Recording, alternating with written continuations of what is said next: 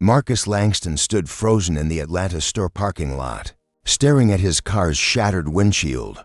Jagged glass framed a racial slur scratched deep into the surface, a hateful welcome he never expected. He'd come undercover, cap low, to check his home goods empire, assuming he'd find small cracks. Not this vicious stab. The busy Saturday crowd shuffled past, oblivious. This wasn't just vandalism, it was a warning of a battle that had reshaped his life, what festered inside his own creation. Before we dive in, where are you watching from? If you stand for justice, hit like and subscribe for more raw stories like this. Marcus Langston shook off the chill from the parking lot, the echo of that jagged slur still clawing at his mind, but he had a job to do. He adjusted the brim of his faded cap, the rough fabric brushing his fingertips, and stepped through the automatic doors of his Atlanta home goods store. The place sprawled before him, a buzzing hive of polished shelves and gleaming displays, all under the banner of Langston Living, his multi-million-dollar brainchild. He'd built this empire from a single shop, pouring sweat and soul into a vision of quality and fairness. But today he wasn't the CEO in a crisp suit commanding boardrooms. He was just a guy in a threadbare jacket and scuffed sneakers, blending into the weekend crowd of shoppers. His pulse quickened, not from nerves, but from a burning need to see the truth, to peel back the shiny surface and peek at the guts of what he'd created. The air inside hit him with a cool blast, thick with the scent of lavender candles and fresh plastic, a sensory flood that tugged at memories of late nights sketching business plans. He squared his shoulders, ready to test the waters, to see if the values he'd hammered into this company still held weight, or if they'd crumbled under the grind of growth. The store thrummed with life. Carts clattered over the tiles, loaded with throw pillows and kitchen gadgets, while kids darted through the aisles, their laughter bouncing off the high ceilings. Employees in navy vests moved with purpose, some stacking boxes, others ringing up purchases with mechanical efficiency. To most, it had looked like a well-oiled machine, but Marcus wasn't here for the big picture. He wanted the cracks, the quiet moments that revealed what stats and reports couldn't. He drifted toward the kitchen section, his steps slow and deliberate, mimicking the aimless pace of a casual shopper. His eyes landed on a sleek black blender, perched on a middle shelf, its price tag dangling like a challenge. Perfect. He reached for it, fingers brushing the cool metal, and turned it over in his hands, squinting at the tiny print on the box as if puzzled. It was a test, simple but sharp, a chance to see how his staff handled the everyday. He glanced sideways, spotting a weary kid in a navy vest lingering nearby, maybe 19, with a mop of sandy hair and a slouch that screamed boredom. The kid's name tag read Jake, pinned crookedly to his chest. Marcus caught his eye, holding up the blender with a slight nod, and asked in a low, easy tone, "Hey, can you tell me if this thing's any good for smoothies?" Jake didn't move at first, just flicked his gaze up from the floor, sizing Marcus up like he was a speck of dust on the shelf. His lips twitched into a smirk, barely there but sharp enough to cut. "Read the box, man," he muttered, his voice flat and edged with something sour. Then he turned, scuffing his sneakers against the tiles, and walked off toward a stack of frying pans 10 feet away, leaving Marcus standing there with the blender still in hand. The words hung in the air, heavy and dismissive, but it wasn't just the laziness that twisted Marcus's gut. It was the way Jake's eyes had lingered, the quick scan of Marcus's faded jacket, his dark skin, the unspoken assumption baked into that smirk. Marcus set the blender down, slow and controlled, his jaw tightening as he clocked the scene unfolding a few aisles over. A white couple, maybe in their 30s, hovered near a display of coffee makers, their cart already brimming with pastel towels and a ceramic vase. Jake was there now, all smiles, leaning in like a salesman on commission.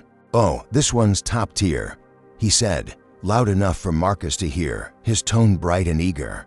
"Grinds beans, froths milk, the works. You'll love it." The woman beamed, nodding, while her husband clapped Jake on the shoulder like they were old pals. Marcus stood rooted, the contrast slamming into him like a fist. He wasn't invisible to Jake. Not really. The kid had seen him, judged him, and decided he wasn't worth the breath over there. With the couple, Jake was a different person, all charm and hustle, practically rolling out a red carpet. Here, Marcus got a shrug and a sneer, brushed off like he didn't belong in his own damn store. His pulse thudded in his ears, a mix of disbelief and a slow, simmering anger he hadn't felt in years. He'd built this place to be better than that, to rise above the petty biases that dogged him growing up. But here it was, staring him in the face, wearing a navy vest and a smirk. The blender sat back on the shelf, untouched, but Marcus's hands flexed at his sides, itching to do something, anything, to shake the moment loose. He could have called it then, stormed to the back office, ripped off the disguise, and demanded answers. But that wasn't the plan. He'd come to see the raw truth, not to polish it up with his title.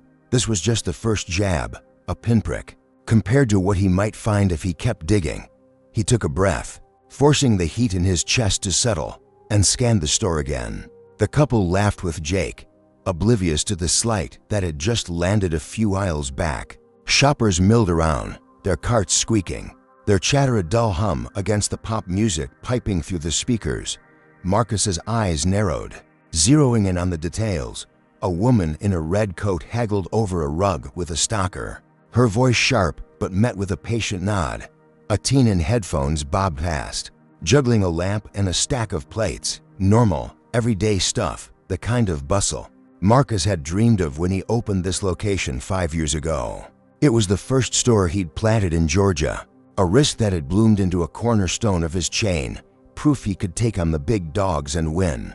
Back then, he'd walked these aisles himself, tweaking displays, chatting with customers, making sure every face got a smile. Now, standing here unseen, he wondered how much of that spirit had survived the expansion, the hiring sprees, the layers of management he'd handed the reins to.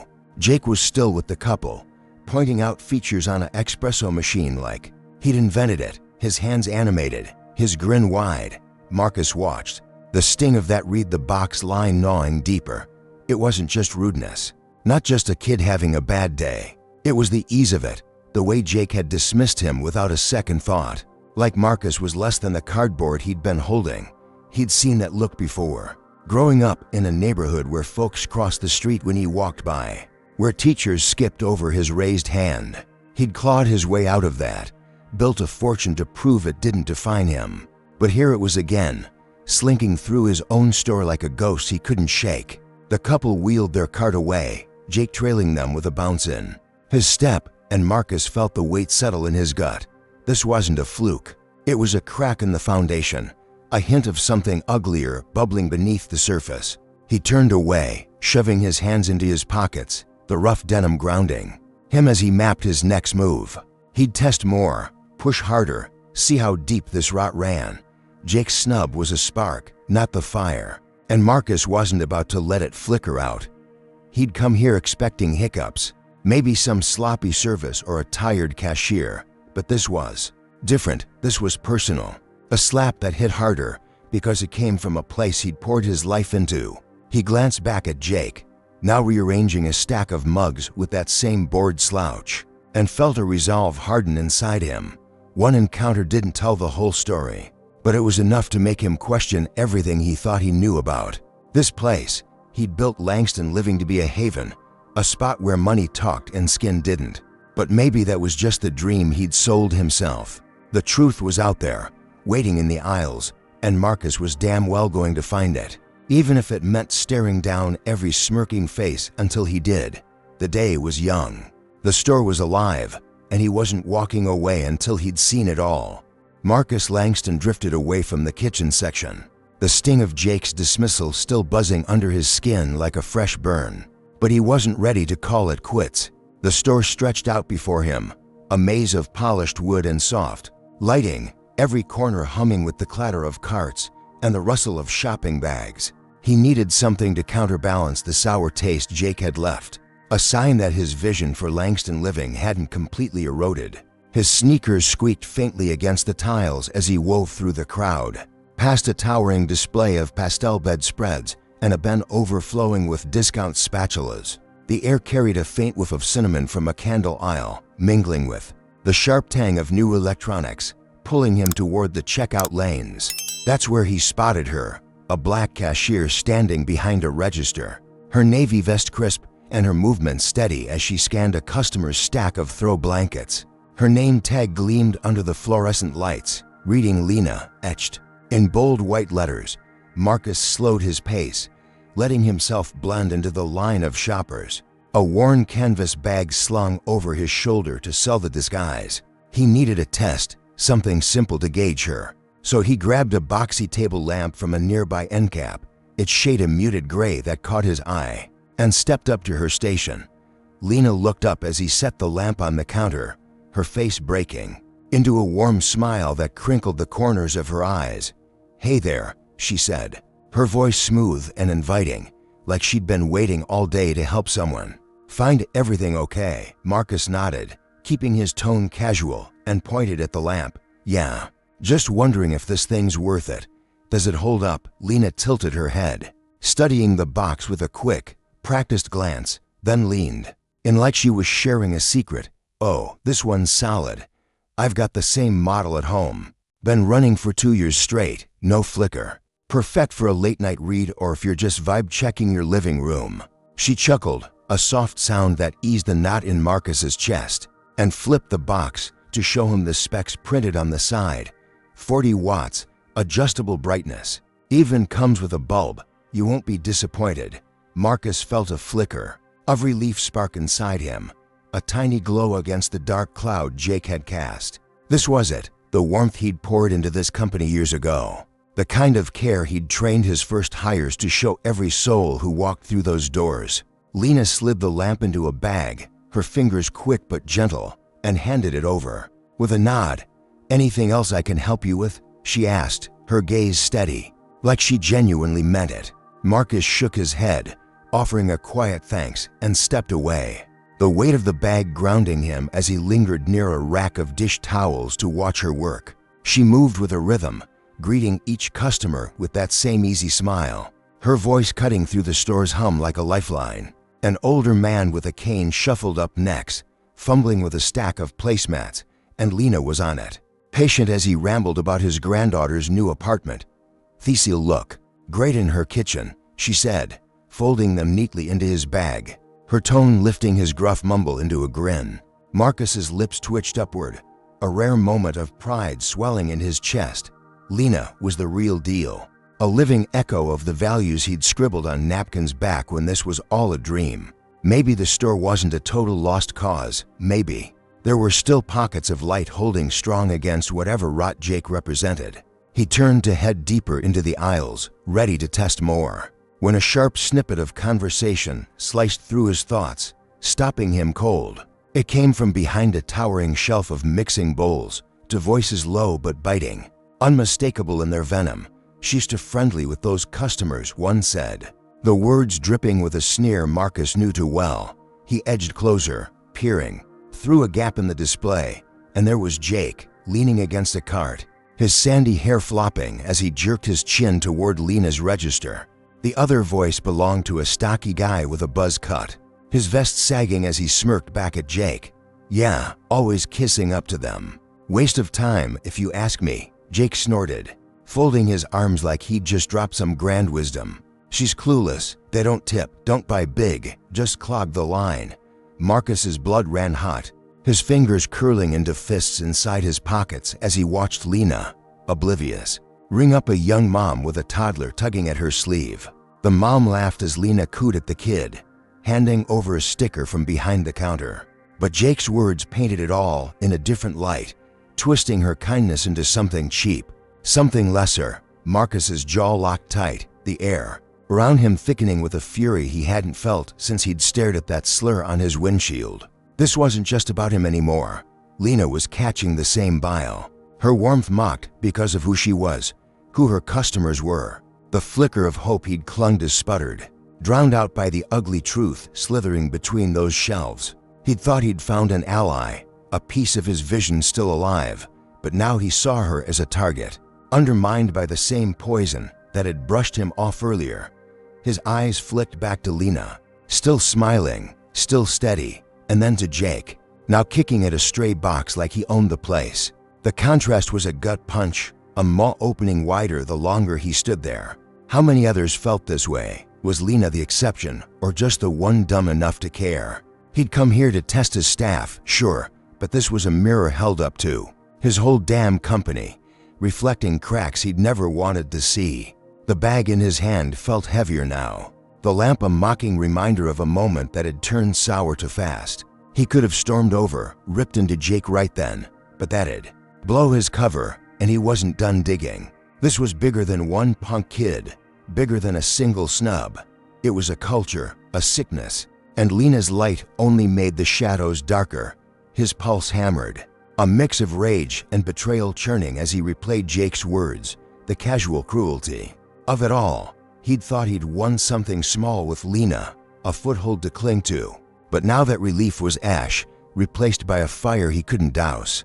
He had to push further, had to know how deep this ran, even if every step cut a little deeper into what he'd built. Hey, folks, what do you think? Comment number 1 if you're raging at Jake's two-faced attitude, or number 2 if you're rooting for Lena to keep shining. Hit that like button if you're fed up with seeing good people dragged down, and subscribe to catch how this mess unfolds.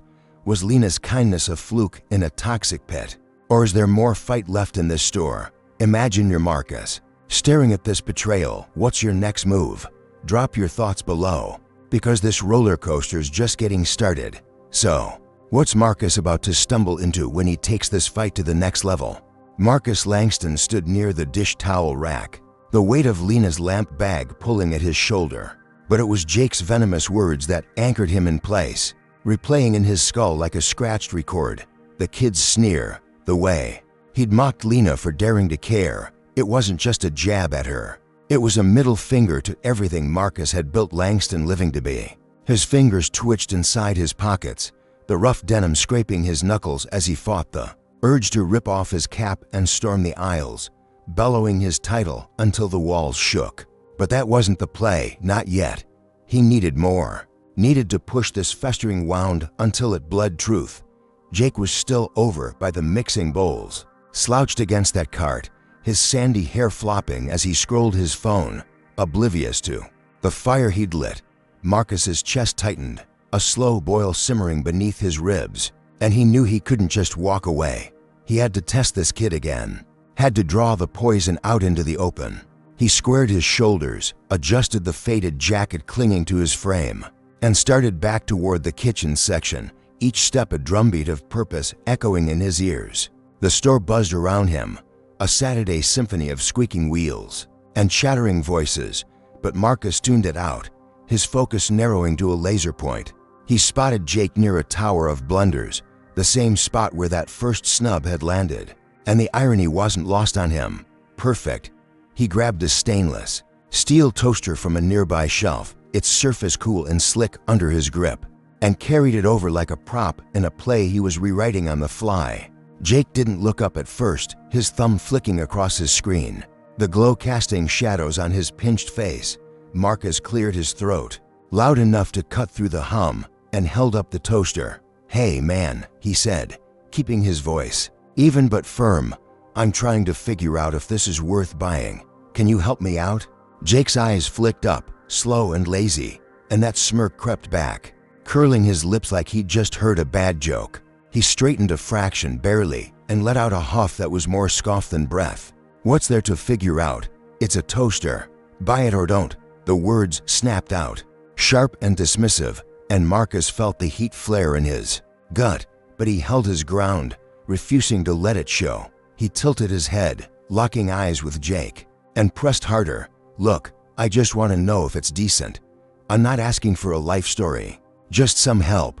Jake's smirk faltered for a split second, replaced by a flash of irritation, and then he stepped closer, close enough that Marcus could smell the faint tang of cheap cologne clinging to his vest. "You don't belong here," Jake spat, his voice low but slicing, each syllable dripping with contempt. "Take your questions somewhere else." The air between them crackled, thick with unspoken venom, and Marcus's pulse hammered, his mind reeling at the sheer audacity. This wasn't just rudeness, it was a line drawn in the sand, a shove that dared him to push back. Jake turned on, his heel, sneakers scuffing the floor, and strutted off toward a cluster of saucepans, leaving Marcus standing there, toaster still in hand. The weight of those words sinking deep into his bones. He set the appliance down, slow and deliberate, his breath steadying as he processed what had just happened. Jake hadn't whispered it, hadn't hid it. He'd said it loud enough for anyone nearby to catch, and that's when Marcus noticed. The stairs, a woman in a green sweater paused her cart mid-aisle, her eyebrows raised, lips parted in a silent gasp. A guy with a buzz cut and a kid on his hip smirked, nudging his wife like it was some private show. An older man with a stack of baking sheets glanced over, his face tight with something Marcus couldn't read, pity or scorn, maybe both. The attention prickled his skin, a spotlight he hadn't asked for, and he realized this wasn't just between him and Jake anymore. It was public, a scene painted in broad strokes, and the crowd's reactions told a story of their own. Some looked uncomfortable, shifting their weight, eyes darting away, but others leaned into it, their silence louder than words. Marcus's jaw clenched, the unfairness of it clawing at him, because he knew what Jake saw. A black guy in beat-up clothes, not worth the time, not worth the space. It was the same script he'd faced 100 times growing up, but here, in his own store, it hit different, a betrayal that cut to the marrow. He'd won, hadn't he? Jake had backed off, retreated like a dog with its tail tucked, and for a fleeting second, Marcus felt the rush of it, the small thrill of standing his ground and watching the kid fold. But that rush evaporated fast, replaced by a cold prickle creeping up his spine. He turned his head, slow and careful, and caught a figure watching from the far end of the aisle, a hulking shape framed by a wall of cast-iron skillets. The man was massive, shoulders broad enough to block the light. His navy vest stretched tight across a barrel chest. His name tag glinted, Victor, pinned above a pocket stuffed with pens. And his face was all hard lines, a jaw like concrete and eyes narrowed to slits. Marcus didn't know him, not personally, but he'd seen that type before. Ex-cop vibes radiating off him like heat off asphalt. Victor's gaze wasn't casual. It was a hunter's stare, locked on Marcus with an intensity that made the air feel heavy. He didn't move, didn't blink, just stood there, one hand resting on a shelf, the other slipping into his pocket to pull out a phone. His thick fingers tapped the screen, quick and deliberate, and Marcus's gut twisted, a warning bell clanging in his head. This wasn't random. Jake's little tantrum had drawn eyes, and those eyes belonged to someone who didn't look happy about it. Marcus forced his breathing to stay even, his mind racing as he pieced it together. Victor wasn't just some floor manager clocking hours. He was trouble, the kind that didn't let slights slide. That stare, that text, it was a move, a chess piece sliding into place. And Marcus had just painted a target on his back without meaning to. He'd thought he'd won, thought pushing Jake would give him clarity, but now he saw the ripple, the way it had stirred something bigger, something meaner. Victor's lips twitched, not quite a smile, more a promise. And Marcus felt the floor shift under him, the victory souring into a trap he couldn't see yet. He turned away, casual as he could manage, and drifted toward a display of cutting boards, his pulse thudding in his ears. The store kept humming, carts rolling, voices chattering, but it felt distant now, like static behind the roar of his own thoughts. He'd come here to test his people, to feel out the cracks, but this was no crack, this was a chasm, and he just stepped right into it. Jake was back by the saucepans, kicking at that stray box again, his slouch deeper, like he'd already forgotten the whole thing. But Marcus hadn't, and Victor sure as hell hadn't. That hulking shadow lingered in his peripheral, a weight he couldn't shake, and he knew this wasn't over. He'd stood up, sure, landed a blow, but it had cost him something he couldn't name yet. The toaster sat abandoned on the shelf, a mute witness to the line he'd crossed, and Marcus's hands flexed at his sides, itching to do more, to push harder. But a voice in his head whispered caution. What had Victor typed? Who was on the other end? The store felt smaller now, the walls pressing in, and Marcus realized he'd misjudged the game. He'd wanted truth, and he'd gotten it. Raw and jagged, but it came with teeth, and those teeth were watching him. He moved on, slow and steady, but the chill stayed, a shadow trailing his every step. And he knew whatever came next wouldn't be as simple as a smirking kid walking away. Marcus Langston kept his steps measured as he drifted away from the cutting boards. The echo of Jake's "you don't belong here" still ringing in his ears. But it was Victor's shadow that loomed larger now, a dark cloud he couldn't outrun. The store pulsed around him, a Saturday swarm of shoppers oblivious to the storm brewing in his chest. The clatter of carts and the chime of registers blurred into a dull roar. But his focus stayed sharp, replaying that moment when Victor's thick fingers danced across his phone screen. That wasn't a casual text, not with that hunter's stare pinning Marcus like a bug on a board. He'd pushed Jake, gotten a win, but the air felt thicker now, charged with something uglier than a punk kid's attitude. He tugged his cap lower, the brim brushing his brow, and angled toward the bedding section, weaving through a knot of moms debating pillow firmness. His canvas bag swung lightly against his hip, the lamp inside a quiet reminder of Lena's warmth. But even that felt distant under the weight of Victor's gaze. He needed space, needed to think, but the store wouldn't let him breathe. A potential snare. He paused near a stack of comforters, their plastic wrappers crinkling under his touch as he pretended to browse, his eyes flicking sideways to track the hulking manager. Victor hadn't moved much, still posted near those skillets, but his head was tilted now, ear pressed to his phone, lips moving in a low mutter Marcus couldn't catch. The guy's size alone was intimidating, a wall of muscle packed into that navy vest. But it was the vibe that set Marcus's nerves on edge, ex-cop written all over him. The kind who thrived on control. Marcus turned away, forcing his shoulders to relax, and ran his fingers along a quilted throw, its texture rough against his skin. He'd come here to test his people, not to start a war, but Jake's outburst had lit a fuse, and Victor looked ready to fan the flames. The thought gnawed at him. What had he stepped into?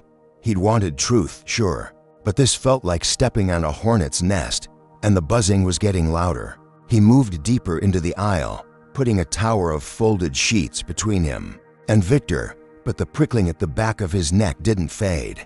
Then it happened, fast and heavy, like a truck barreling out of nowhere.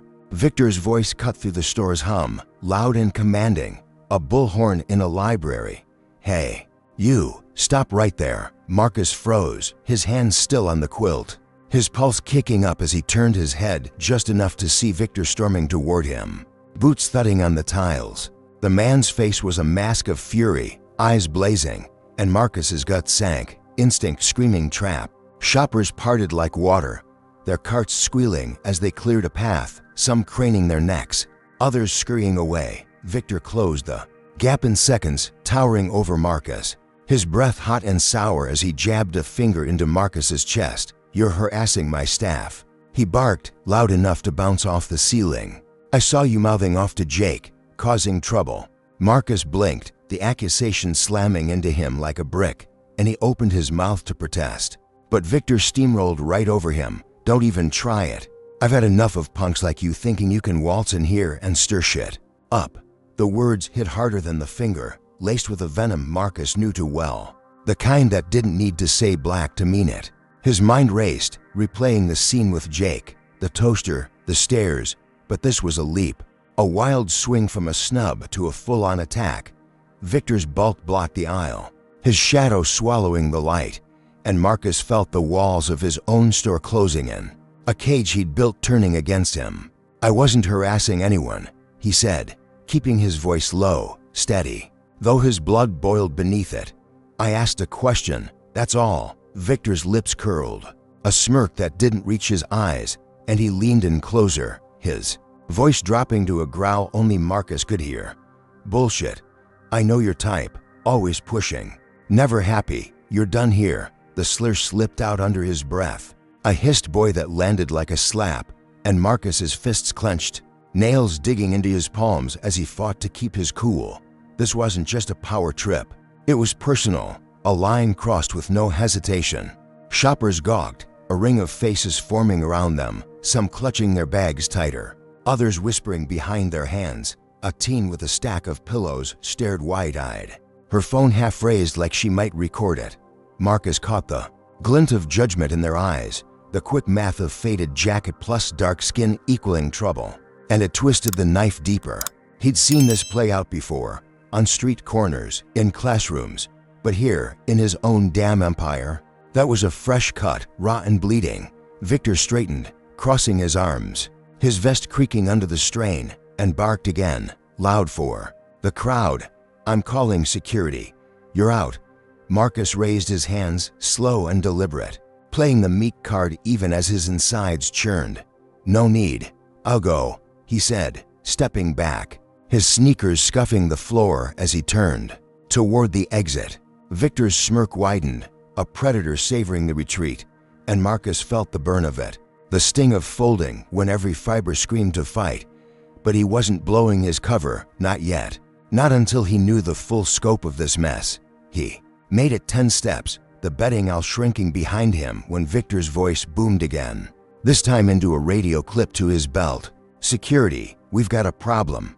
Guy in a gray jacket, headed your way, suspected theft. Keep an eye on him." Marcus's stomach dropped, the lie so blatant it stole his breath. Theft. He hadn't touched a damn thing beyond that toaster, and even that was back on the shelf, untouched. He kept walking, head down, the exit looming ahead, its glass doors glinting under the midday sun. The crowd thinned as he neared it, shoppers peeling off to their carts and lists, but the weight of Victor's words clung to him, a noose tightening with every step. He dodged the confrontation, slipped out of Victor's grip, and for a moment, he thought he'd won again, a clean break to regroup and plan. His hand brushed the door handle, cool metal under his palm, and he pushed it open, the warm Atlanta air rushing in to meet him. Freedom, or so he thought, a chance to breathe and figure out how deep this rot ran. But then he heard it, the crackle of that radio again, Victor's voice faint but sharp, drifting out from the store. "Yeah, gray jacket. Check his bag. Bet he's got something." Marcus's blood ran cold, his grip tightening on the lamp bag as he stepped into the parking lot, the asphalt shimmering under the heat. He glanced back, just once, and saw Victor through the glass, phone back to his ear, that smirk still plastered on his face, eyes locked on Marcus like a hawk on prey. The bastard wasn't letting it go, wasn't satisfied with running him off. This was a setup, a counterpunch for daring to push back, and it was coming fast. Marcus's mind spun, calculating his next move, but the victory he'd felt slipped away, replaced by a dread that coiled tight around his ribs. He'd escaped the aisle, sure, but Victor had just raised the stakes, turned a snub into a hunt, and Marcus was the target now, not just some random shopper. The parking lot stretched out before him, cars glinting in the sun, but it didn't feel safe anymore, not with that radio crackling and Victor's malice chasing him out the door. He'd wanted truth, and he'd gotten it, but it came with claws, and those claws were closing in. Marcus Langston stepped into the Atlanta parking lot, the midday sun glaring off windshields, but the heat couldn't touch the ice settling in his veins. Victor's radio crackle echoed in his head, that smug check his bag order a dagger. Twisting deeper with every step, he clutched the canvas bag tighter. Lena's lamp inside a lifeline to a moment that felt a lifetime ago, and scanned the lot. His cap low, his pulse a drumbeat against his ribs. The store doors hissed shut behind him, a glass wall between him and the chaos he'd stirred. But safety was a mirage, shimmering just out of reach. Shoppers streamed past, their arms loaded with bags, their chatter a dull buzz, oblivious to the noose tightening around him. He'd dodged Victor's fist in there, slipped out before the ex-cop could pin him down. But that theft lie wasn't a bluff, it was a promise. And Marcus knew promises like that didn't fade quietly.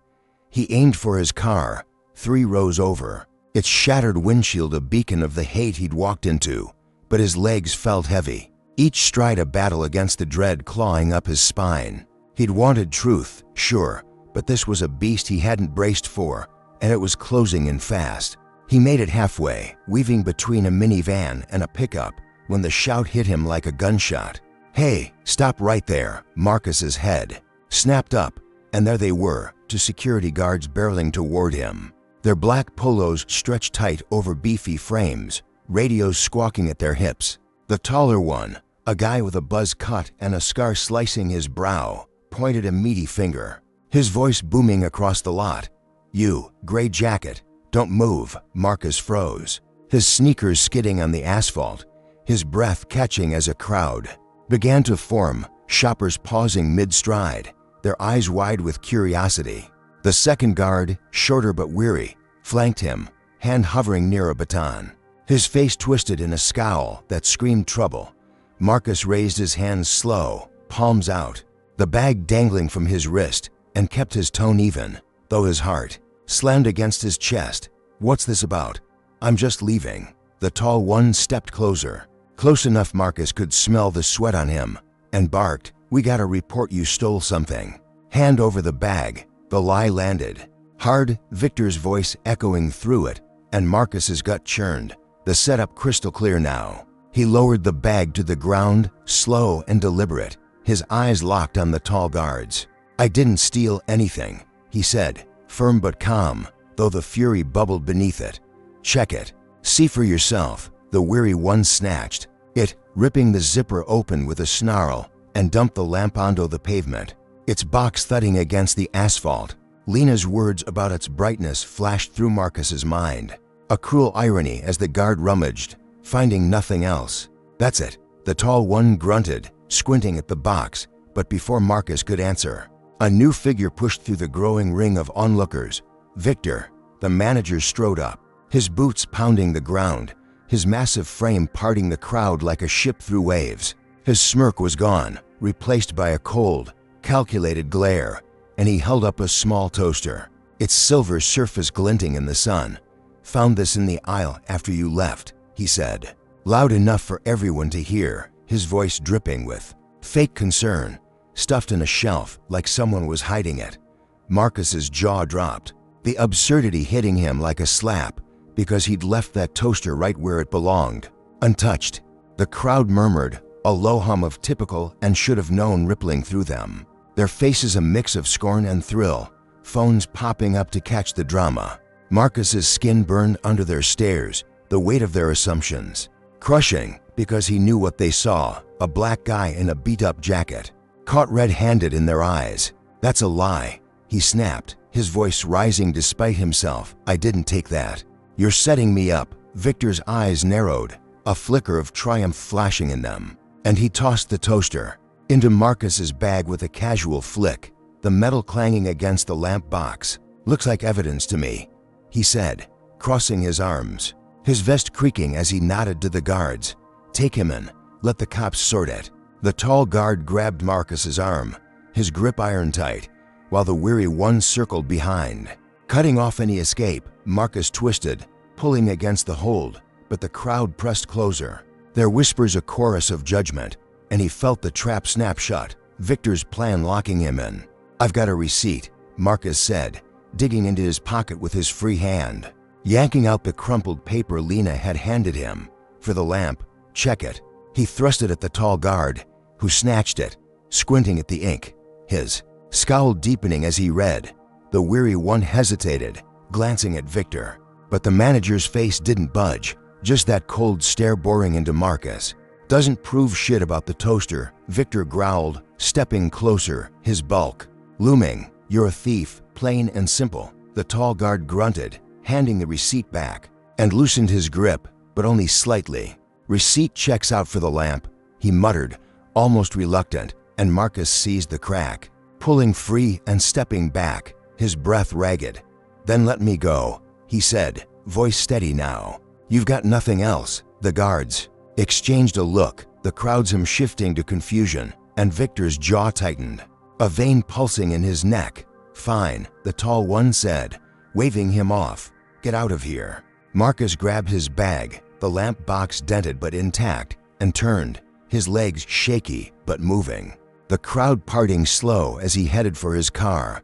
He made it 20 feet, the guard's footsteps fading, the onlookers drifting back to their lives, when he heard Victor's voice again, low and furious, speaking into his phone. "Yeah, he's out, but we're not done. Get it ready." Marcus didn't look back, didn't dare, but the words sank into him, a promise darker than the theft frame-up. He'd talked his way out, flashed that receipt like a shield, and walked, free, a win that should have felt good. A punch landed against Victor's smug face, but it didn't. His car loomed ahead, glass still shattered, and he slid inside, slamming the door, his hands trembling as he gripped the wheel. The victory was hollow, a flicker snuffed out by that phone call. Because Victor wasn't letting this go, wasn't satisfied with a public shaming. Marcus had slipped the noose, sure, but the rope was still out there, tightening for something bigger, something meaner. He'd come to test his store, to feel its pulse, but now he was the prey, hunted in his own domain, and the truth he'd chased was a blade swinging back at him. All right, what's your take on this? Comment number 1 if you're pissed Victor's framing Marcus like this. Or number 2 if you think Marcus should have fought harder right there. Smash that like button if you're rooting for him to turn this around, and subscribe to see how he battles back. Was that receipt enough to save him, or did it just delay the inevitable? Tell me below, because this fight's heating up fast. So, what's Victor cooking up with that phone call, and how's Marcus going to dodge the next blow? Marcus Langston slumped in his car, the driver's seat creaking under him as he stared at the shattered windshield, the jagged edges framing a parking lot that felt more like a battlefield now. His hands still shook, the crumpled receipt for Lena's lamp stuffed back in his pocket, a flimsy shield that had barely gotten him out of Victor's trap. The Atlanta sun beat down, turning the air thick and sticky, but it couldn't thaw the chill in his bones. Victor's last words on that phone call looping in his head. Get it ready. He'd slipped the theft frame up, walked away with his dignity bruised but intact, and for a fleeting second, he'd thought he could regroup, maybe even laugh at how close he'd cut it. But the lot wasn't empty, not anymore. 3 shadows moved between the cars, closing in fast, their strides purposeful, their silhouettes sharp against the glare. Marcus's gut twisted, instinct kicking in before his brain caught up, and he locked the doors, the click loud in the silence. But it was too late to run. They were here, and they weren't shoppers. The first guy reached him in seconds, a lean figure in a stained tank top, his arms roped with muscle, a baseball bat swinging loose in his grip. 2 more flanked him, one stocky with a shaved head and a crowbar, the other weary with a face full of stubble and a tire iron clenched tight. They didn't speak at first, just circled the car like wolves, their eyes glinting with a hunger Marcus knew too well. He fumbled for his keys, the metal slipping in his sweaty palm. But before he could jam them into the ignition, the bat crashed down on the hood, a deafening clang that shook the frame. "Get out, asshole," the lean one shouted, his voice raw and jagged, spit flecking the cracked windshield. Marcus's heart slammed against his ribs, his breath shallow as he scanned their faces, searching for a clue, but he didn't need one. Victor's smirk flashed in his mind, that phone call, this was it, the ready he'd promised. And it wasn't a warning, it was a hit. The stocky one pounded the crowbar against the passenger window, glass spiderwebbing under the blow, and Marcus flinched, his hands up, stalling for time. "What the hell do you want?" he yelled, voice steady despite the quake inside. The weary one grinned, teeth yellowed and crooked, and leaned in close, tire iron tapping the roof. "You pissed off the wrong guy, that's what," he sneered. And then it came, the word Marcus had braced for, nigger. It hit like a punch, sharp and deliberate, and the others laughed, a guttural sound that drowned out the distant hum of the lot. "Think you can strut around mouthing off?" the lean one added, swinging the bat again, this time denting the fender with a screech of metal. "Victor says you need a lesson." Marcus's blood ran hot, then cold, the name dropping like a bomb. Confirmation this wasn't random. This was revenge, personal and vicious. Shoppers lingered at the edges, some frozen mid-step, others pulling out phones, their lenses glinting like vulture eyes, but no one moved to help. No one shouted for security. The crowd was a wall of silence, complicit in their stillness, and Marcus felt the weight of it. The isolation, the way his skin marked him as fair game in their eyes. He gripped the wheel, knuckles whitening, and calculated, 3 against 1. No weapons, no backup, just him and a car that wouldn't start fast enough. The stocky one smashed the crowbar again, shattering the passenger window this time. Glass raining into the seat, and Marcus ducked, shards biting his arm as he lunged for the door handle. He shoved it open, tumbling out onto the asphalt, his sneakers skidding as he rolled to his feet, adrenaline surging. "Back off," he roared, fists up. His voice a crack of thunder, but they didn't flinch, just closed in tighter, their weapons raised. The lean one swung first, the bat whizzing through the air, and Marcus dodged. The wood grazing his shoulder with a thud that jolted his bones.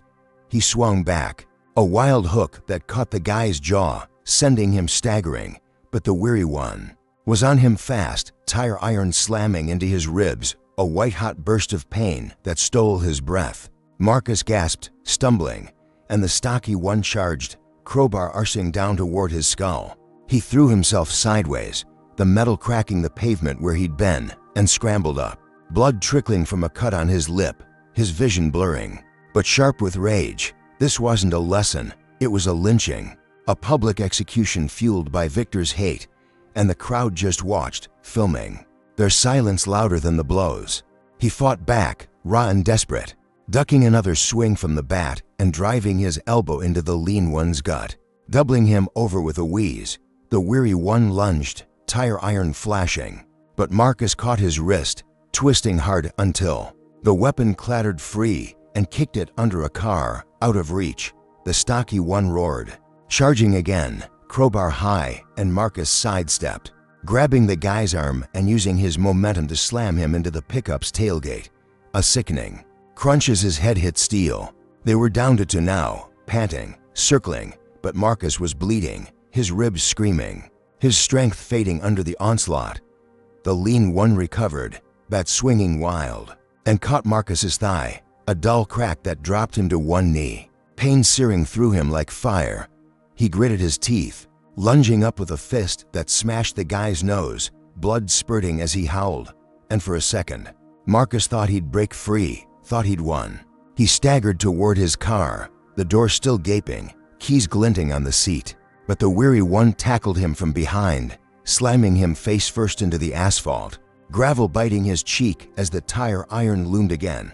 The crowd gasped, a collective intake, but still no one moved, their phones steady, capturing every grunt, every blow.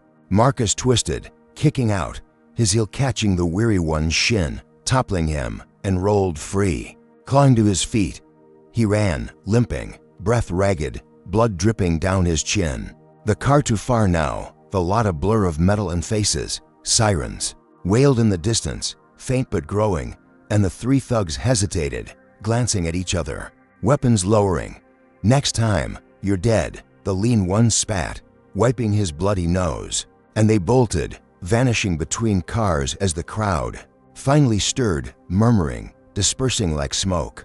Marcus collapsed against a sedan, his chest heaving, his body a map of bruises, the lamp bag abandoned somewhere in the chaos. He'd survived, fought them off, a win carved out of pain and grit, but those sirens weren't comfort, they were a warning. Victor's hand was in this, deep and dirty, and the cops closing in weren't here to save him. Not with that ex-cop pulling strings. He'd escaped the mob, sure, but the real fight was roaring closer, and it had hit harder than any bat. He pushed off the car, wincing as his ribs protested, and stumbled toward the lot's edge, away from his shattered ride, away from the eyes still lingering. Blood smeared his jacket, his lip throbbing, but his mind was clear, razor sharp with fury and resolve. This wasn't just about Jake's snub or Victor's frame-up anymore. This was war, a brutal, public declaration that he wasn't welcome in his own domain. The crowd's silence burned worse than the blows, their inaction a mirror to the hate that had spawned this, and Marcus felt it settle into him, a scar that had outlasted the bruises. He'd thought he'd won when he walked out of the store, thought he'd dodged Victor's net, but this was the counterpunch, a savage reminder that they wouldn't stop, wouldn't let him breathe. The sirens grew louder, red and blue lights flickering at the lot's entrance, and Marcus ducked behind a van, his breath hitching as he realized the truth. He wasn't free, he was hunted, and whatever came next would make this beating look like a warm-up. Marcus Langston crouched behind the van, his battered body pressed against the warm metal, the sting of gravel still embedded in his cheek as he sucked in shallow breaths. The sirens screamed closer, red and blue lights slashing through the Atlanta parking lot, painting the asphalt in frantic streaks. His ribs throbbed, a sharp ache with every inhale, and blood crusted his lip, the taste metallic and bitter. But he couldn't move yet, couldn't risk those lights spotting him. The mob's retreat echoed in his ears, their parting threat, "Next time, you're dead." A jagged promise that hung heavy as the cops rolled in. He'd fought them off, clawed his way out of that beating, a win carved from sheer will. But those sirens weren't salvation. They were Victor's next play, and Marcus knew it in his bones. He peeked around the van's edge, his cap lost somewhere. In the scuffle, his jacket smeared with dirt and blood. Two patrol cars screeched to a stop near his shattered sedan. Doors flying open as for officers spilled out, their boots pounding the ground. Radios crackling with static. Marcus's pulse hammered, his mind racing, because this wasn't random, this was orchestrated. And he was still the prey, the lead cop.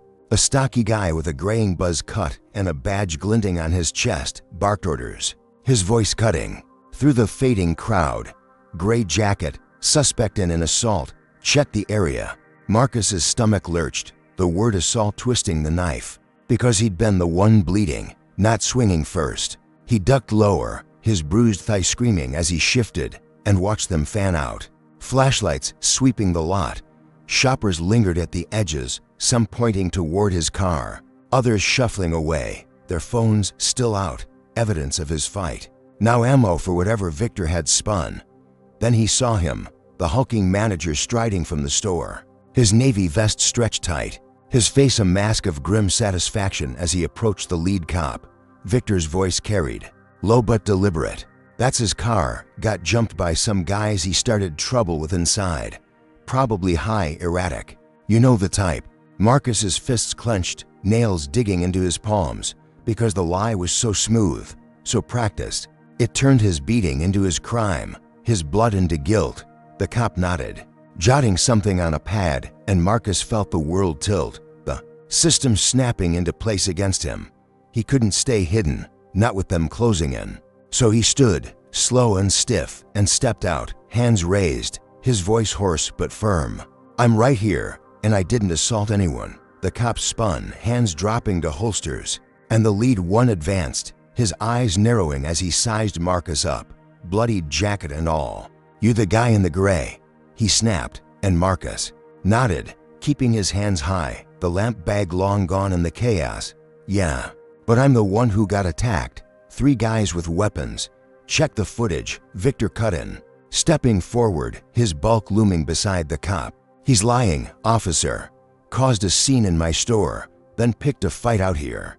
Those guys were just defending themselves." The words dripped with venom, each one a nail in Marcus's coffin, and the cop's face hardened, his hand resting on his cuffs. "Got witnesses saying you threw the first punch," he said, jerking his chin toward the crowd, and Marcus's heart sank, because he knew those phones hadn't caught the full story, just the pieces Victor wanted seen. Before he could argue, the cuffs came out, cold steel snapping around his wrists, the click loud in his ears as the cop yanked his arms down. "You're under arrest for assault," the lead one said, shoving him toward the patrol car, while Victor watched, arms crossed, that smirk creeping back. Marcus twisted, his ribs flaring, and spat out, "This is bullshit. I'm the victim here." But the cop didn't flinch, just pushed him harder, the door slamming open as they forced him inside. The back seat smelled of sweat and vinyl, the partition caging him in, and through the window. He saw Victor pull the lead cop aside, their heads close, words too low to catch. The other officers circled his car, one peering at the shattered windshield.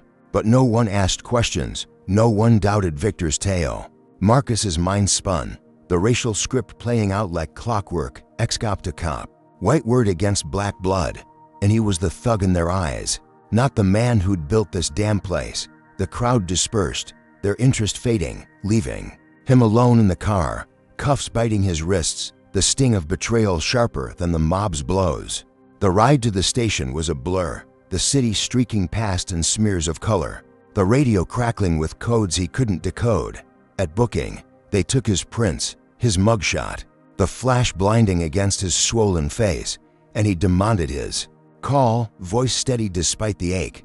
He dialed Jamal, his lawyer buddy from college. A shark in a suit who'd owe him one after a favor years back. They've got me for assault, Marcus said, the words bitter, fabricated, Victor's. Behind it, need you now. Jamal didn't hesitate. Sit tight. I'm there in 20, and Marcus hung up. Slumping against the cell wall, the concrete cold through his torn jacket. Hours crawled by, the station a hum of phones and footsteps, until Jamal stormed in. Tie loose, briefcase swinging, his voice cutting through the desk chatter. Where's my client? This is a joke. Let me see the report. The lead cop shuffled over, tossing a file, and Jamal ripped through it, his eyes blazing as he grilled them. No body cam. No footage. You're holding him on a manager's word. And some shaky phones. Marcus watched from the cell, hope flickering as Jamal tore into the holes. The missing cameras, the lack of witnesses who'd back Victor's lie. The cop shifted, uneasy, and muttered, tech glitch. Cams were down, but Jamal didn't buy it. Slamming the file shut. Release him, now, or I'll have this precinct in court by morning. The lead cop scowled, but the cuffs came off. The cell door swinging open, and Marcus walked out, rubbing his wrists, Jamal clapping his shoulder. You're free, man. They've got nothing solid. The station air hit him, stale but sweet, and he nodded, a wind snatched from the jaws of defeat, Victor's plan crumbling under Jamal's heat. He stepped outside, the night cool against his bruised skin, and for a moment, he breathed, thinking he'd dodged the bullet, outsmarted the frame-up with a friend's sharp mind.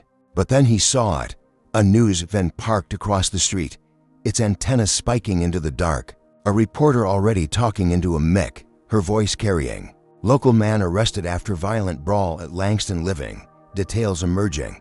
Marcus froze, the freedom souring fast, because Victor wasn't done, not by a long shot. The station doors swung open behind him, and he caught the lead cop on his phone, voice low. Yeah, he's out, tip them off. Marcus's blood ran cold, the pieces clicking, because this wasn't just about cuffs, it was about ruin. A public gutting to follow the physical one. He'd slipped the cell, sure, but the cameras rolling out there were Victor's next fist, and they'd hit harder than any mob. Jamal cursed under his breath, steering Marcus toward his car. We'll fix this, but the weight settled in. Heavy and unyielding, the law had turned on him, swallowed Victor's lie whole. And now the world would too, all because he dared to push back in his own store. The night stretched ahead, headlights slicing the dark, but Marcus knew this. Wind was a mirage, a breath before the real storm broke.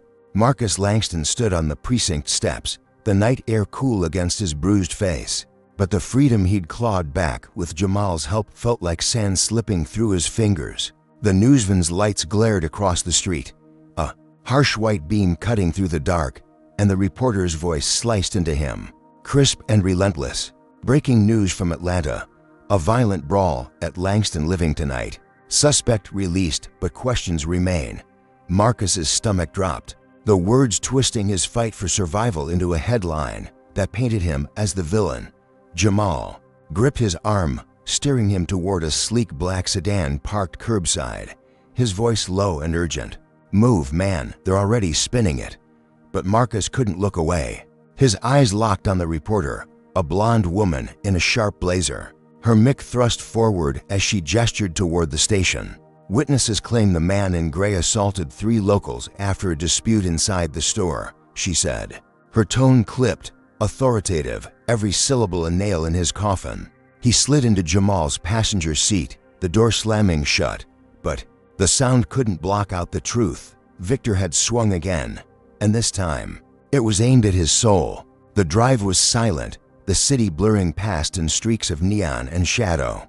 But Marcus's mind roared, replaying the mob's blows, the cuffs, and now this. A public execution by camera. Jamal's phone buzzed non-stop, notifications lighting. Up the dash, and he cursed, glancing at Marcus. It's viral already. Clips from the lot. Hashtag Langston Brawl trending. Marcus pulled his own phone, the cracked screen flickering as he opened the app, and there it was. A shaky video from some shopper's phone, him swinging at the lean thug, blood on his face. The bat crashing down out of frame. The caption read, "Caught stealing, then fighting. What's wrong with people?" Comments piled up, hundreds in minutes. Typical thug, should have stayed locked up. Ruining a good store. His chest tightened, each word a jab at the empire he'd built. The life he'd carved from nothing, now smeared with lies he couldn't outrun. He scrolled further, finding a news site link. Langston living shoplifter sparks chaos. And the byline credited a reliable source inside the store. Victor's fingerprints all over it, the ex-cop feeding a racist reporter the story she wanted. By morning, it was everywhere. TV screens in coffee shops, radio chatter. His phone buzzing with board members' panic texts. "Marcus, what the hell's this?" from his CFO. A clipped "call me now" from the PR head, and a terse step. Down until this clears from the chairman, a gray-haired suit who'd always doubted him. He sat in Jamal's downtown loft, the skyline glinting through the windows. A stark contrast to the storm inside. The TV blared a morning show to anchors, dissecting the incident, their faces pinched with Fox concern. A man with a history of trouble, disrupting a family business, the woman said, flipping her hair, while her co-host nodded. Langston Living's reputation's taking a hit. Who's this guy? Marcus's fists clenched, his bruised knuckles whitening, because they couldn't know. He was the damn CEO, still undercover, still bleeding from a fight he didn't start. Jamal paced, phone to his ear, barking at a contact, "Get me the store footage, now. We're killing this." Marcus stared at the screen, the anchor's words a mirror to the crowd's silence. The cop's cuffs, a world ready to believe the worst because of his skin. The board call came at noon, a video conference that felt like a firing squad. 8 faces staring from his laptop, their ties crisp, their eyes cold. "This is a disaster," Marcus, the chairman, said, his voice gravelly, stocks dipping. "Sponsors pulling ads. We can't weather this." Marcus leaned in, his swollen lip throbbing, and kept his tone steady. "It's a setup. I was there. I've got proof." The CFO cut in, sharp and skeptical. "Proof? All we've got is you. On every channel looking like a criminal. Step back. Let us handle it." Marcus's jaw locked, the betrayal stinging worse than the bat, because these were his people, his inner circle, and they were folding, ready to cut him loose to save their bonuses. He hung up, the screen going black, and Jamal slammed a USB drive on the table. "Got it. Store cams from yesterday. Let's see what they caught." Marcus plugged it in, his hands steady despite the quake inside, and the grainy footage rolled. Him at Jake's counter, Victor's confrontation, the toaster lie, all of it. Clear as day, no assault, just him defending himself. They leaked it that afternoon, Jamal's team blasting it across socials. Truth behind Langston brawl, the clips cutting through the noise like sticking up.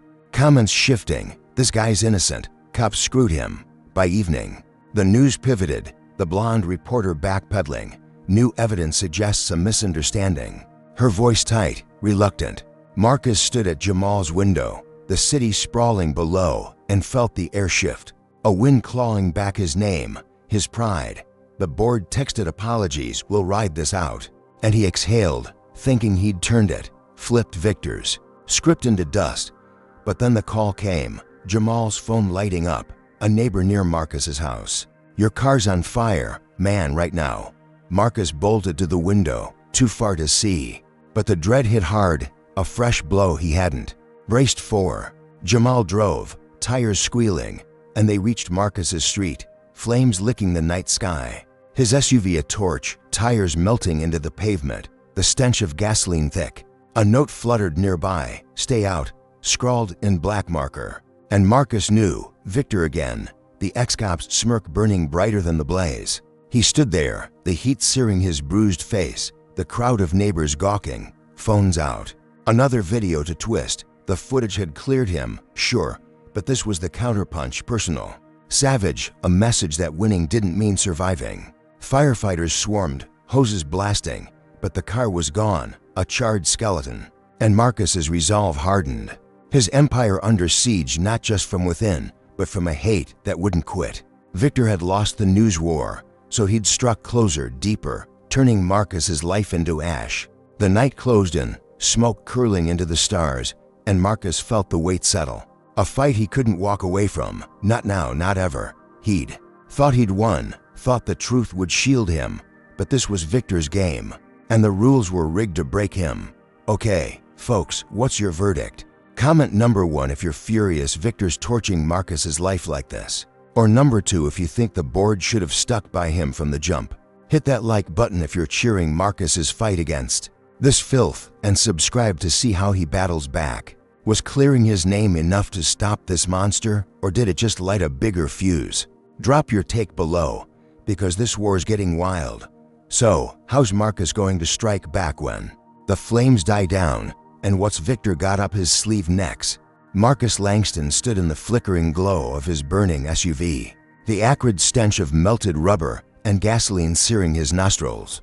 As the firefighters doused the last flames, the Atlanta night pressed in, thick with humidity and the murmur of neighbors, their silhouettes blurring against the dying firelight. His bruised hands hung limp at his sides, the note, "Stay out," crumpled in his pocket. Victor's latest jab still echoing in his skull. He'd cleared his name hours ago, the store footage turning the media tide. But this wasn't a win. It was a warning shot, a blaze that said Victor wouldn't stop until Marcus was ash too. Jamal stood beside him, his jaw tight, phone glowing. As he scrolled updates, "Cops are calling it arson. No leads yet." Marcus nodded, his swollen lip throbbing, but his mind was elsewhere, tracing the cracks in his empire. Because this wasn't just about one store anymore, it was personal, and the fight was bleeding into everything he'd built. He turned away from the wreckage, the charred frame a twisted monument to his defiance, and climbed into Jamal's sedan, the leather cool against his battered frame, ready to regroup, to strike back.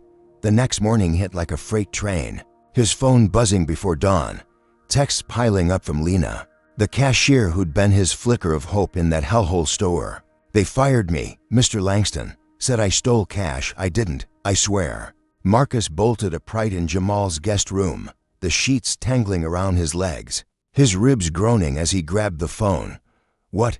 When?" He typed back, fingers shaking, and her reply came fast. "Yesterday. After you left." Victor pushed it through HR. "I'm out." His chest caved, a fresh wound opening, because Lena hadn't just been kind. She'd defended him to Jake, stood up when no one else would. And now she was collateral, a pawn Victor had smashed to spite him. He dialed her, the line crackling as she picked up, her voice small, cracked with exhaustion. "They said I took $50 from the till, pinned it on me after I told Jake to back off you." HR didn't even ask, just signed off. Marcus's breath hitched, the betrayal sinking deep, because this wasn't just Victor's doing. This was his own company, his people, bending to a bigot's whim without a fight. He hung up, promising Lena he'd fix it, and stormed to his laptop, the screen glowing harsh in the dim room as he pulled up the HR portal. There it was, her termination file, a curt note from Victor, caught stealing, immediate dismissal, stamped with approval from Sheila, the HR director he'd hired 5 years ago, a woman he'd trusted to keep the ship steady. No investigation, no questions, just a signature and a pink slip. Lena gone like she'd never mattered. Marcus's fists clenched, the bruises on his knuckles flaring as he dialed Sheila, her voice groggy when she answered. "Marcus, it's early, what's up?" He didn't waste time, his tone cutting like glass. "Why'd you fire Lena?" "Victor's word enough for you now," she stammered, caught off guard. "He said she stole, had proof." "I didn't think." Marcus cut her off. "Proof? Where is it? You didn't check." Just let him axe her because she stood up to him. Sheila's silence was damning. A pause that stretched too long, and then she mumbled, "He's got pull, Marcus, I didn't want trouble." His blood boiled, the realization slamming home. His own team, scared of Victor's shadow, had sold out one of their own, and him by proxy. He slammed the laptop shut, the room spinning as he paced, Jamal watching from the doorway, coffee in hand, his eyes narrowing. "What's going on?" he asked, and Marcus spilled it. Lena's firing, Sheila's cowardice, the rot creeping into his company's core. "They're bending for him," he said, voice raw. "My own people. Letting him run roughshod because he's loud and white and mean." Jamal set the mug down hard, the clink echoing. "Then you take it back, man. Show them who's boss." Marcus nodded, his resolve hardening, and dug into the store footage again. Hours of tape he'd saved from the leak. There it was, Lena at her register, every transaction clean, no cash missing, just her smiling, helping, until Jake's snide voice cut in off-screen, then Victor's looming figure later. Whispering to a clerk, he cross-checked the till logs. Pristine, no $50 gone, just Victor's lie stamped as truth by a spineless HR. Marcus drafted an email, reinstating Lena, effective immediately, and fired it off to Sheila with a CC to the board. This ends now. She's back, no discussion. By noon, Lena was rehired, her text lighting up his phone. Thank you, Mr. Langston. I won't forget this, and Marcus felt a spark of triumph, a piece of his vision reclaimed. He called a virtual meeting, the board's faces flickering. Onto his screen, their ties looser now, their eyes wary after the footage win. Lena's back, he said, voice steady. Victor framed her, and HR let it slide. I've got proof, logs, tapes, it's done. The chairman nodded, slow and grudging. Good call, Marcus, we'll back you. The CFO chimed in, stocks, stabilizing, let's keep it clean. Marcus exhaled, the weight lifting. Thinking he'd turned a corner, rooted out the poison Victor had spread inside his ranks. He'd fought for Lena, won her job back, exposed the lie, a victory that felt solid, a stand against the cowardice that had let her fall. He leaned back, the chair creaking, and let himself believe it, just for a moment, that he'd rested. Control from Victor's grip, that his empire could still stand tall. But then the phone rang, a number he didn't know, and a voice cut through, smooth and cold. Marcus Langston, this is Harold Grayson, city councilman, we need to talk. Marcus's spine stiffened, the name unfamiliar but the tone dripping. With authority, a weight that pressed harder when Harold added, Victor's my nephew, and you're making a mess I don't appreciate. The line crackled, Marcus's breath catching as Harold went on. That store of yours, it's a problem now, and I fix problems. The call ended abrupt, a dead tone ringing in his ear, and Marcus sat frozen, the victory curdling fast. Harold Grayson, a councilman, Victor's uncle, a new player with power that dwarfed the ex-cops. And he wasn't asking, he was warning. Marcus's hands shook, the lamp bag's dented box flashing in his mind.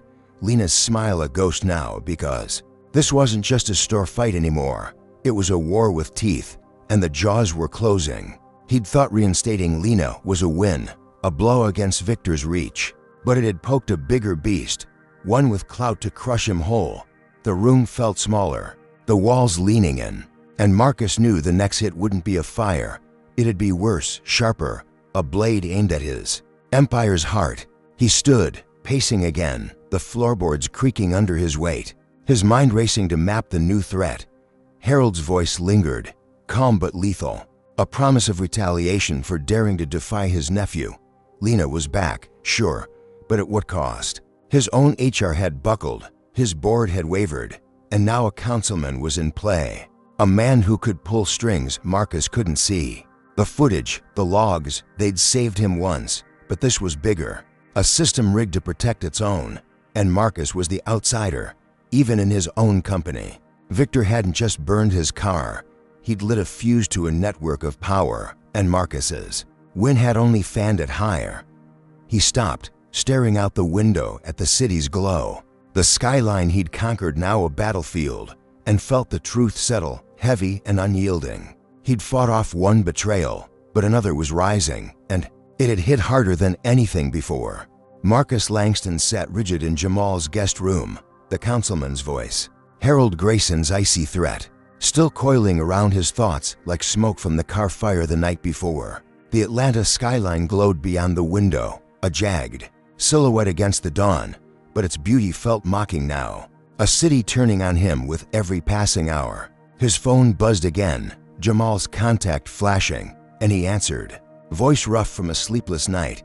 What now? Jamal's tone was clipped, urgent. Turn on the news. Channel 5, you're not gonna believe this. Marcus grabbed the remote, the TV flickering to life, and there it was. A breaking headline slashing across the screen. Langston living Atlanta store shut down over health violations. The anchor, a slick guy in a pinstripe suit, read off a script, City. Officials acted swiftly after reports of unsanitary conditions, effective immediately. Marcus's chest tightened, his bruised ribs aching as he stood, the room spinning. Because this wasn't a coincidence. This was Harold, Victor's uncle, flexing muscle he hadn't seen coming. The footage cut to his store, the same one he'd walked into days ago, now cordoned off with yellow tape, cops milling around the entrance, their lights pulsing in the early light. A health inspector in a white coat waved a clipboard, his face stern, while employees stood outside, arms crossed, confusion etched into their frowns. Marcus recognized Lena among them, her navy vest loose, her eyes wide as she stared at the chaos. The anchor's voice droned on. Councilman Harold Grayson spearheaded the closure, citing public safety concerns after an anonymous tip. Marcus's jaw locked, Harold's name a gut punch, because that anonymous tip reeked of Victor. A tag team hit to bury him deeper. He muted the TV, the silence heavy, and dialed Sheila in HR. Her voice shaky when she picked up. Marcus, I just heard they're saying rats, mold, it's insane. He cut in, sharp, it's a lie. Sheila, you know that store's clean. What's the board doing? She hesitated. They're panicking. Stock's tanking again. They're blaming you. The words stung. His own team turning, and he hung up, the phone thudding onto the bed, Harold's power crashing over him like a wave. Jamal burst in, tie undone, his laptop open, got the city report. It's bullshit, vague claims, no evidence. Just Grayson's signature. Marcus paced, the floor creaking, his mind racing to connect the dots. Harold shutting his store with a snap of his fingers. Victor's revenge now a political sledgehammer. He'd built that location from nothing, sweated over every permit, every inspection, and now it was a ghost town. Locked down by a lie because he dared to reinstate Lena, dared to defy Victor's reach. The racial edge cut deep, a black CEO's empire dismantled by a white councilman's whim. No questions asked, no proof needed, just power and spite. He grabbed his jacket, the torn fabric stiff with dried blood, and headed for the store. Jamal trailing, you sure, man, they'll eat you alive out there. Marcus didn't answer, his resolve steel, because he couldn't sit still, couldn't let this stand without seeing it for himself. The lot was a circus when they arrived. News vans clogging the lanes, reporters swarming like flies, their mix thrusting at anyone who moved. Marcus pulled his cap low, blending into the knot of ex-employees huddled near a dumpster, their voices a mix of anger and fear. Lena spotted him, rushing over, her eyes red. They won't let us in. Said we're done. What's happening? He gripped her shoulder, steadying her. It's a setup, Lena. I'll fix it. But his words felt hollow, the tape flapping in the breeze. The store's logo dim behind locked doors. Harold emerged then, stepping from a black SUV, his silver hair gleaming, his suit pristine as he faced the cameras with a practiced frown. This is about protecting Atlanta, he said, voice smooth. No one's above the law, not even big business. His eyes flicked toward Marcus, a smirk tugging his lips, and Marcus felt the air shift. Harold gloating in plain sight, a king toppling a pawn he didn't even name. The employees turned on him then, their frustration boiling over. A stalker named Pete jabbing a finger. This your fault, man, you started this mess. Others nodded, their faces hard. We're out of jobs because of you. Marcus stepped back, the betrayal a fresh cut, because they didn't know he was the CEO. Just saw the guy in gray who'd sparked the fire now consuming them. Lena stayed quiet, her loyalty a thin thread, but the rest closed ranks, their anger a wall he couldn't breach. He turned to Jamal, voice low, we need a loophole, something to reopen. Jamal nodded, pulling his phone on it. Give me an hour. Marcus watched Harold Glad hand the press, the councilman's power a noose tightening, and felt the store slip away, his dream gutted by a lie he couldn't disprove fast enough. The racial sting burned, a black man's work erased, while a white politician smiled, the system nodding along without a blink. Jamal came through by noon, a gleam in his eye as he waved a tablet. Found it, old lease clause. Emergency reopening if the closure's contested within 24 hours. File it now. Marcus seized it, drafting a challenge with Jamal's help, citing the footage, the logs, every scrap proving the store was spotless. They sent it to the city, a legal jab that hit fast, and by afternoon, a judge ruled. Pending review, Langston Living reopens tomorrow. The news broke, cameras swarming again as the tape came down, employees shuffling back. Lena's smile faint but real. Marcus stood at the entrance, the doors swinging wide. A wind snatched from Harold's grip, the store breathing again. He'd rallied his people, turned the tide, and for a moment, he tasted triumph. The councilman's smirk wiped clean, Victor's plan stalled. The crowd thinned, the vans rolling out, and Marcus let himself believe it, that he'd held the line, kept his empire standing against the storm. But then the call came, Sheila's voice trembling. "Marcus, cops just hit your office, found drugs. Big stash, they're saying it's yours." His knees buckled, the phone slipping as he caught the doorframe, the store's fading to static. Harold's voice echoed, "I fix problems." And this was it, the counterpunch. A frame up so deep it'd bury him alive. He'd reopened the store, sure, but Victor's uncle wasn't playing small. This was a death blow. Drugs planted to paint him a kingpin, not a CEO. The triumph dissolved, replaced by a dread that clawed his gut, because this wasn't just about jobs or pride anymore. It was his freedom, his life, dangling by a thread Harold could snap. He turned to Jamal, voice hoarse, "They're not stopping," and Jamal's face darkened. The fight shifting to a battlefield Marcus hadn't mapped.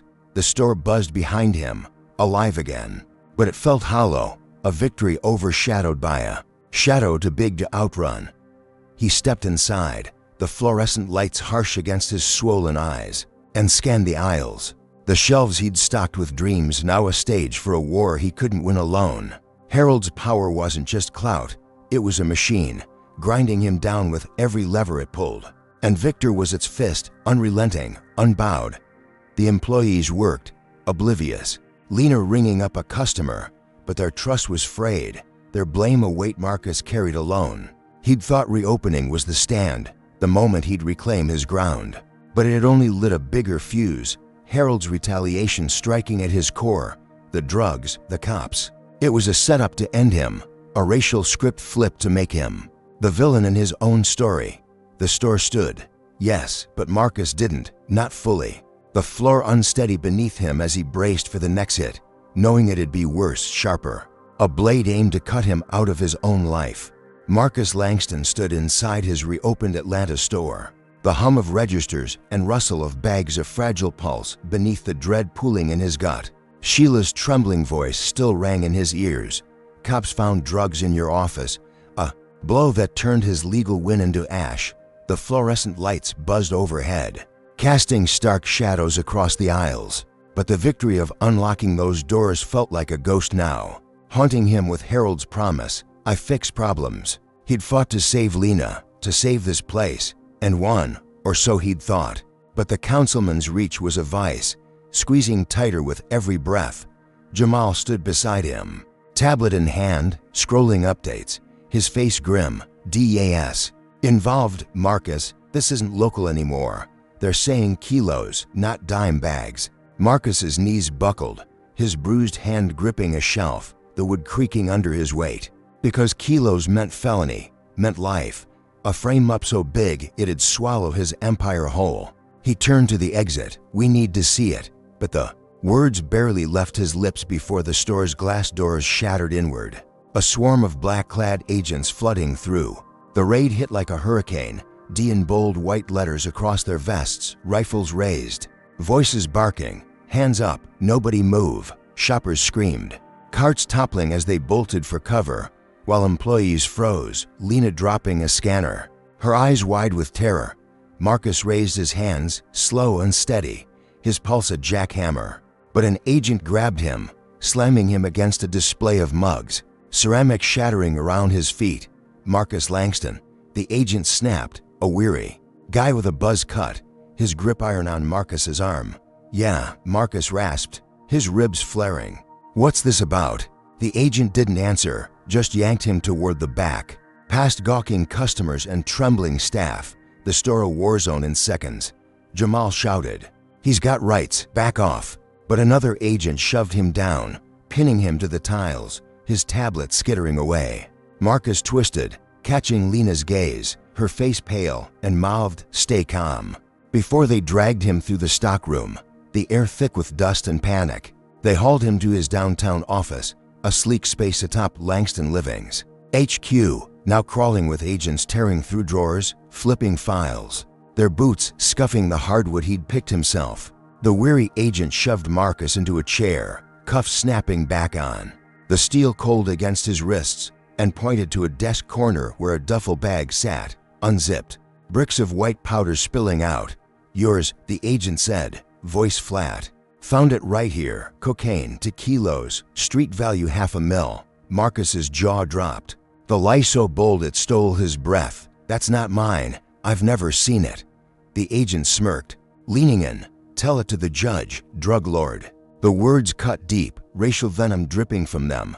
A black CEO turned kingpin in their script. No questions, just cuffs and a bag he'd never touched. Marcus's mind raced. Harold's smirk flashing.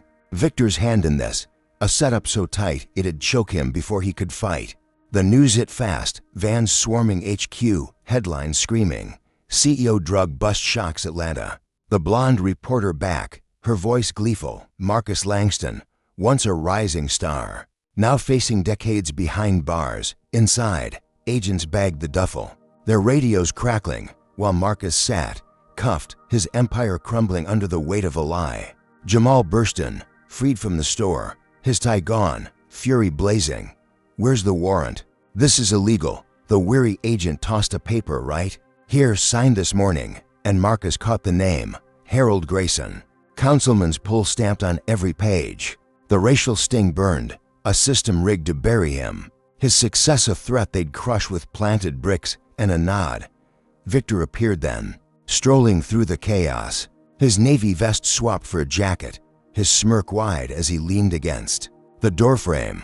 "Told you to stay out," he said, loud enough for the agents, and Harold followed, silver hair glinting, his suit pristine as he nodded to the press outside, gloating on live TV. "Crime doesn't pay, not in my city." Marcus's chest heaved, fury and despair warring inside, because this was it, the breaking point. His life shredded by a duo who'd never let him win. The agents hauled him up, marching him past flashing cameras. The crowd's gasps a dull roar, his mugshot already trending. Drug lord Langston. He'd built this company to defy the odds, to rise above the hate, but they'd flipped it, made him the monster, and the world ate it up, racial stereotypes their feast. Jamal trailed, shouting, "We'll fight this," but the cuffs bit deeper. The van waiting, and Marcus felt the walls close, freedom a memory as they shoved him inside. The ride was silent, the city blurring past, until Jamal's team struck back, hours later, leaking proof, store tapes, office logs, no drugs before the raid. A whistleblower clerk naming Victor planting the stash. The news shifted, set up, alleged in Langston case, and by night, a judge released him, the cuffs falling. Marcus staggering out, free but broken, his empire teetering. He stepped into the dark, the station's lights fading, and leaned against Jamal's car, his breath ragged, the wind bitter on his tongue. He'd escaped again, truth his shield, but the cost was blood high, his name scarred, his people shaken. Then it came, a crack in the night, a sniper's bullet grazing his shoulder, a hot sting that dropped him to his knees, blood seeping through his jacket. Jamal yelled, dragging him behind the car, tires squealing as a shadow fled. Victor's or Harold's, it didn't matter, they'd gone lethal. Marcus clutched his arm, pain searing. The shot a final jab, a promise they'd kill to keep him down.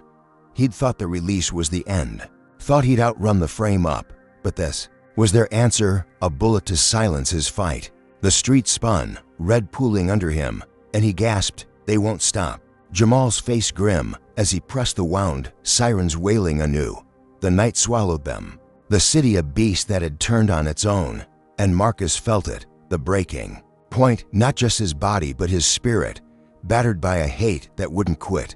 He'd reopened the store, cleared his name twice, but each win drew blood. Each stand a target on his back, the D, the media, the bullet, all Harold's tools. Victor's fists, a system that saw him as less, even as he towered over it. Jamal's voice cut through, "Stay with me, man." But Marcus's eyes fluttered. The pain a tide pulling him under, and he wondered, how much more could he take? The store stood. His empire limped, but this was war now, not just survival. And the next move wasn't his. It was theirs, deadlier than ever. He'd slipped the noose again. But the rope was still there, tightening, and the ground beneath him was gone, leaving only the fight, raw and unyielding, as the sirens closed in. Marcus Langston slumped against Jamal's car, the night air thick with the coppery scent of his own blood. The sniper's bullet a searing gash across his shoulder. The Atlanta pavement pressed cold and gritty beneath him, his breath shallow. Each gasp a stab through his bruised ribs.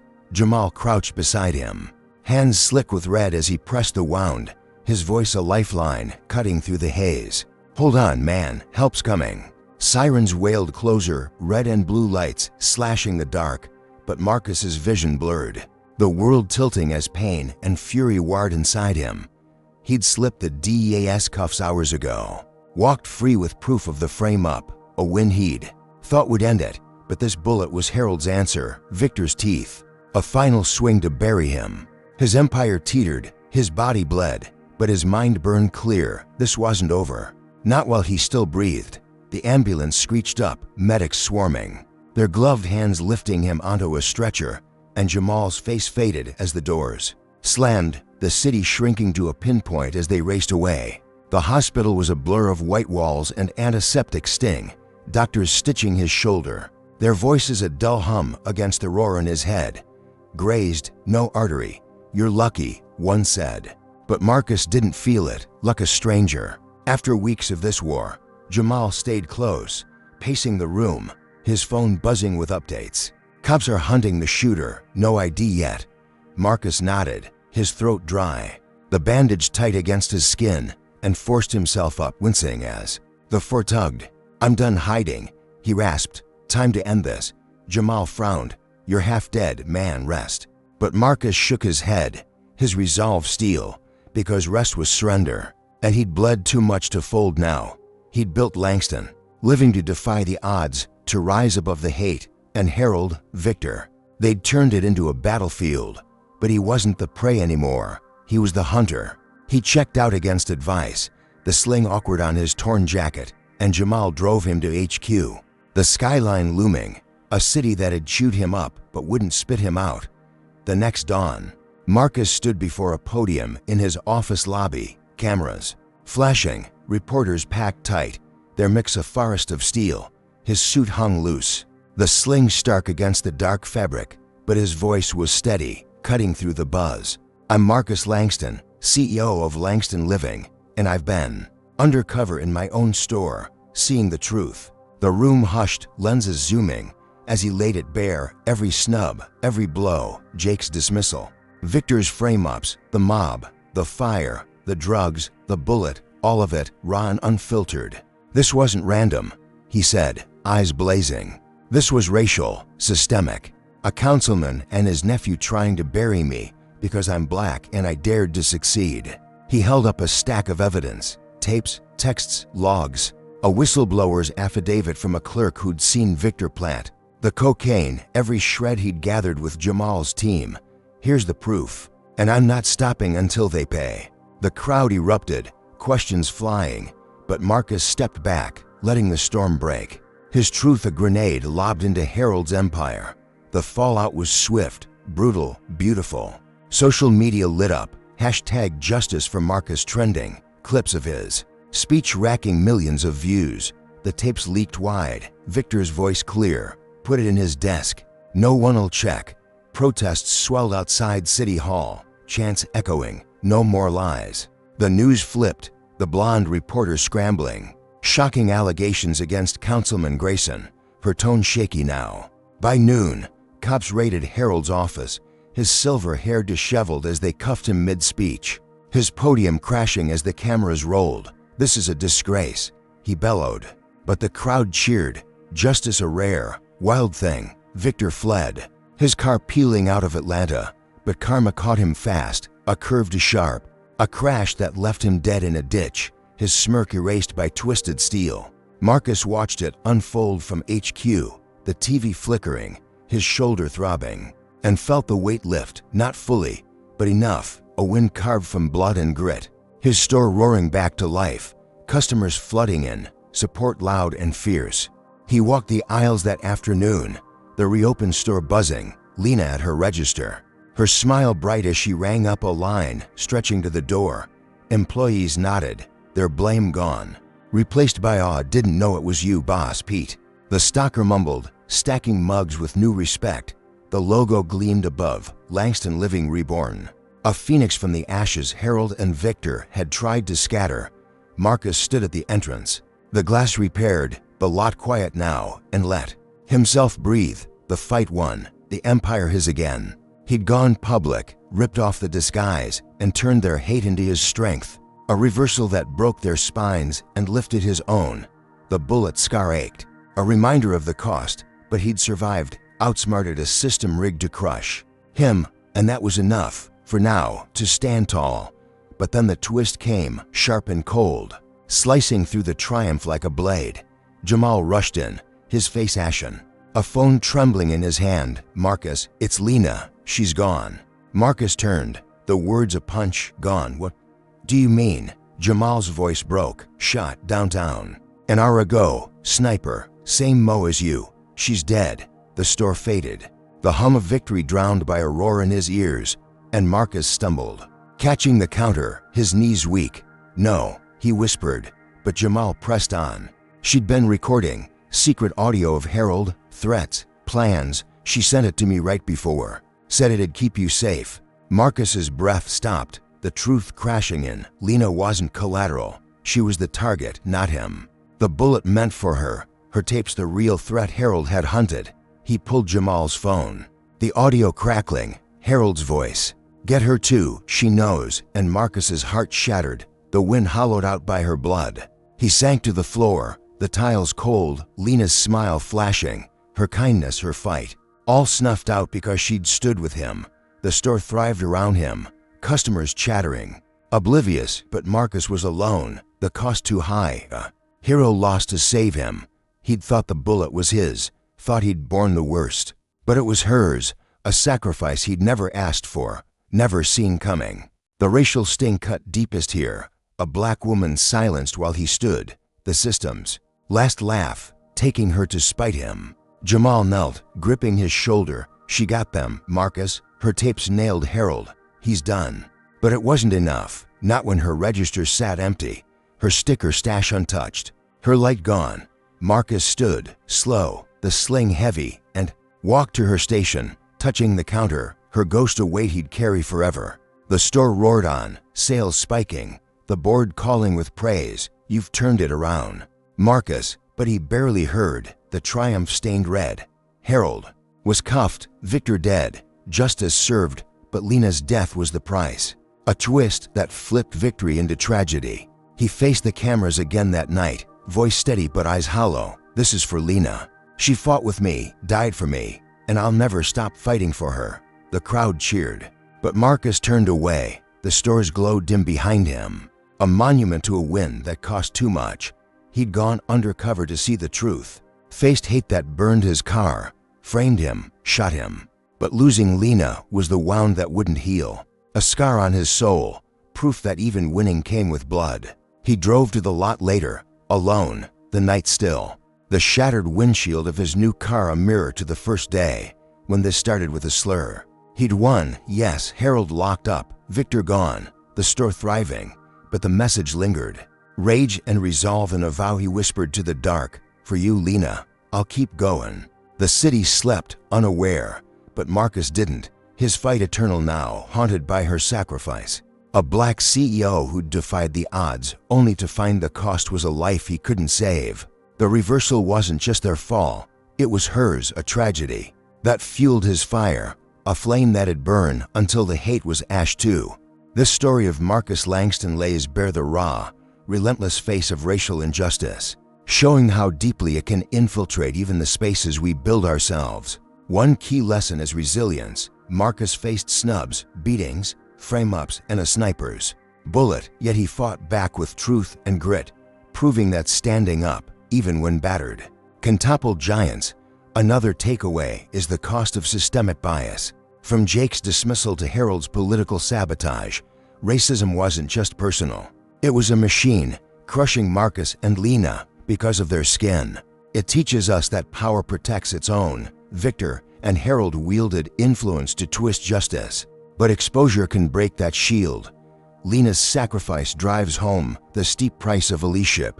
She died to save Marcus, a haunting reminder that fighting hate often demands more than we expect. Finally, the story underscores the power of truth. Marcus's tapes and resolve turned lies into dust, showing that evidence and courage can shift the tide, even against overwhelming odds. For us, it's a call to see beyond headlines, to question who's cast as the villain and why, and to stand firm when the world bends against us. Racism's roots run deep, but so can our resolve to uproot them. What do you think? How far would you go to fight injustice in your own life? Drop a comment with number 1 if you'd risk it all like Marcus, or number 2 if you'd dig for proof like he did. Hit like if this stirred you, and subscribe for more real stories. Share this if you believe truth can win. Thanks for joining this journey. Here's to a world where justice isn't a battle but a right. Stay strong out there.